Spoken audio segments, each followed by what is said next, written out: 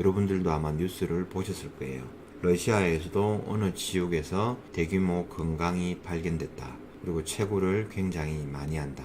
얼마 전에도 사우디에서 최대의 금강이 발견되었다. 중국에서도 최대의 금강이 발견되었다. 이런 얘기들이 브릭스 국가들에서 나오고 있어요. 똑같이 넓은 땅들이 있는데 미국에서는 왜 발견이 안 될까요? 이제 이런 것도 한번 고민을 해볼 필요가 있는 거죠. 원 가격도 좀 오르면 좋겠어요.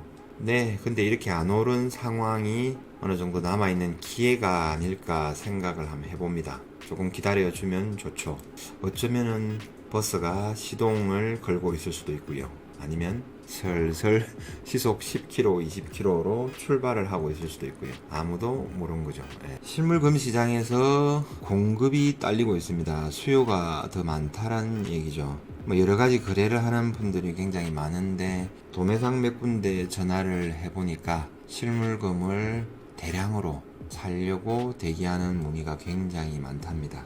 어떤 분들은 지금 있는 가격에 달라 하시는 분들도 있고요.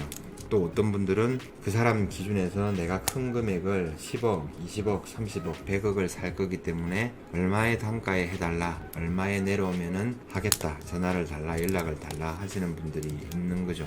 제 생각에는 가격이 내려오면 달라 하는 사람들은 아직까지 이제 금 시장이나 이런 원리에 대해서 잘 모르는 거죠. 심리는 당연히 같은 금이나 골드바를 저렴하게 사면 좋죠. 근데 그게 그렇게 공급이 되나요? 분량이 얼마 없는데. 오늘 뉴스 몇 개도 가져왔는데 러시아 같은 경우가 루블화를 건보니제 루블화를 준비한다는 얘기도 있고요. 브릭스 국가를 중심으로 해서 금광들이 계속 발견이 되고 있어요. 여러분들도 아마 뉴스를 보셨을 거예요. 러시아에서도 어느 지역에서 대규모 금강이 발견됐다. 그리고 채굴을 굉장히 많이 한다. 얼마 전에도 사우디에서 최대의 금강이 발견되었다. 중국에서도 최대의 금강이 발견되었다. 이런 얘기들이 브릭스 국가들에서 나오고 있어요. 똑같이 넓은 땅들이 있는데 미국에서는 왜 발견이 안 될까요? 이제 이런 것도 한번 고민을 해볼 필요가 있는 거죠. 그리고 미국이 주도하는 화폐 시스템에서 달러 패권이 지금은 점점점 무너지고 있는 거죠. 이것을 간파하고 있는 사람과 분위기를 감지하고 있는 사람들, 준비를 하고 있는 사람들, 전혀 모르는 사람들이 공존을 하고 있는 거죠. 이 세상에서는 항상 그렇습니다. 근데 과연 어떻게 될까요? 특히나 2024년 같은 경우에는 브릭스 국가의 수장이 러시아의 푸틴으로 넘어가거든요. 그런 또 이런 역동적인 한 해가 됩니다. 그리고 러시아는 노골적으로 브릭스 국가들에게 달러화를 사용하지 말라고 이야기를 하고 있습니다. 러시아 우크라이나 전쟁을 통해서 미국이 주도하는 스위프트 시스템에서 러시아가 피해를 봤죠. 근데 러시아가 무너질 것이다 했는데 전혀 그렇지 않죠.